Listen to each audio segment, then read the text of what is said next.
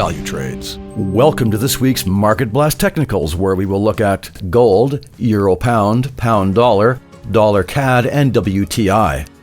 Before we take a look at today's technical analysis opportunities, I'd like to remind you of yesterday's fundamental analysis video, where we need to be aware of today's U.S. Senate runoffs in the state of Georgia, which will likely affect the U.S. dollar and the stock indices. In the last day, the price of WTI has dropped over $1 per barrel and Brent crude has dropped roughly $2 per barrel. Price has now hit the lower trend line on the 4-hour chart, and the stochastic oscillator is currently in an oversold position.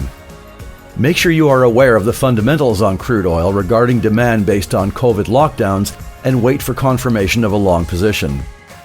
As we know, the Canadian dollar is often dependent on the price of WTI, and we've just seen a pullback on dollar CAD, which has just reversed off the upper trend line in a long bearish trend.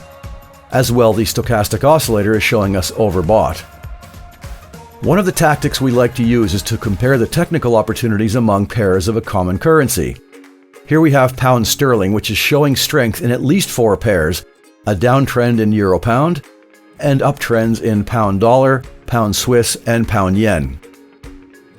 In every case, price has just bounced off the trend line, and the stochastic oscillator is showing us a reversal. Again, if you want to go long on pound dollar, watch for US dollar price action as a reaction to the US Senate elections today, with results released this week. Looking at gold on the daily chart, we see a big fundamental jump, but watch the next key level of resistance, the upper Bollinger Band, and as usual, the overbought signal on the stochastic oscillator. Thanks for watching, and don't forget to subscribe to our YouTube channel and register on the Value Trades website to get notifications on new content as it happens.